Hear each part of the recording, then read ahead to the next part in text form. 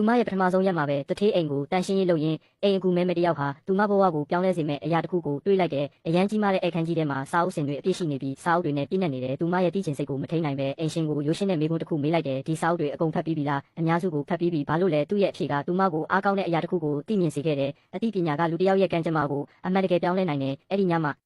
အိမ်ပြန်ရောက်တော့သူမက TV ကိုပိတ်လိုက်တယ်သူမထိုင်ပြီးသူမကလေးတွေအတွက်တင်ယူမှုအစီအစဉ်ကိုရေးဆွဲခဲ့တယ်သူမကသူတို့ကိုတစ်ပတ်ကိုစောင်းနဲ့အုပ်ဖတ်ပြီးအောင်လုပ်ရမယ်လို့ပြောခဲ့တယ်ပြီးတော့တနင်္ဂနွေတွေမှာသူတို့ဖတ်ခဲ့တာနဲ့ပတ်သက်တဲ့အစီရင်ခံစာကိုရေးဖို့လိုတယ်မင်းတို့ကအဲ့ဒီအချိန်ကိုအသုံးချပြီးဖျားသခင်ပေးထားတဲ့ဆုလက်တွေကိုမြင့်တင်မယ်ဆိုရင်မကြခင်မှာလူတွေကမင်းတို့ကို TV မှာကြည့်နေလိမ့်မယ်အဲ့ဒီစကားလုံးတွေကသူမရဲ့သားရဲ့နှလုံးသားထဲကိုနှက်ဆိုင်စွာစိတ်ဝင်သွားတယ်အဲ့ဒီအချိန်ကစပြ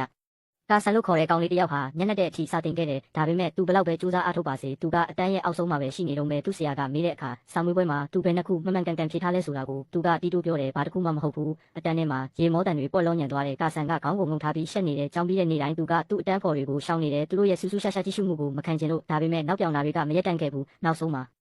သူဒေါသထွက်ပြီးရန်ဖြစ်ခဲ့တယ်သူ့ကိုကျောင်းအုပ်ရုံးခန်းကိုပို့လိုက်တယ်ကျောင်းအုပ်ကရှင်းပြခိုင်းတဲ့အခါကာဆန်ကဒါဟာမတော်တဆမှုတစ်ခုပါလို့ပြောတယ်ဒါပေမဲ့ဘယ်သူမှသူ့ကိုမယုံဘူးကျောင်းအုပ်ကသူ့ရမစရင်ကိုထုတ်ပြီးသူ့အမေကိုပေးလိုက်တယ်အဲ့ဒီထဲမှာဒီနဲ့အပ်တွေပဲရှိတယ်သူကသူ့မကိုသတိပေးတဲ့အခြေအနေတွေကမကြခင်ပြောင်းလဲမသွားဘူးဆိုရင်ကျောင်းမှာသူ့ကိုနှင်ထုတ်ရတဲ့အထိရွေးချယ်စရာမရှိတော့ဘူးအိမ်ပြန်လမ်းမှာကာဆန်ကအပြစ်ရှိတယ်လို့ခံစားနေရတဲ့သူ့အမေကိုနောက်တစ်ခါဘယ်တော့မှရမ်းမဖြစ်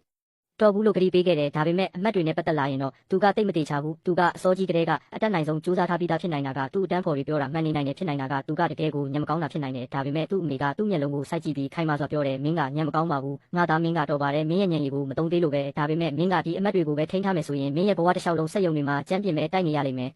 သူမရဲ့စကားတွေကကာဆန်ကိုရိုက်ခတ်သွားစေတယ်သူကပြောင်းလဲဖို့သူ့အမေကိုတက်တည်ပြဖို့ဆုံးဖြတ်လိုက်တယ်ဒါပေမဲ့သူဘလောက်ပဲကြိုးစားပါစေသူ့အမတ်တွေကတိုးတက်မလာဘူးတနေ့မှတော့သူ့အမေကသူ့စာဖတ်တဲ့ပုံစံမှာထူးဆန်းတဲ့အရာတစ်ခုကိုသတိထားမိတယ်မကြခင်မှာသူမကအမှန်တရားကိုရှာဖွေတွေ့ရှိသွားတယ်ကာဆန်ကအလွန်အမြင်အာရုံချို့တဲ့နေတယ်သူမကမဆိုင်မတော့လုပ်ခဲ့ဘူးသူမကသူမရဲ့စုထားတဲ့ငွေတွေကိုဖောက်ထုတ်ပြီးသူ့အတွက်ပထမဆုံးမျက်မှန်တစ်လက်ကိုဝယ်ပေးခဲ့တယ်ပထမဆုံးအကြိမ်ဖြစ်ပုတ်ပေါ်ကစာလုံးတွေကို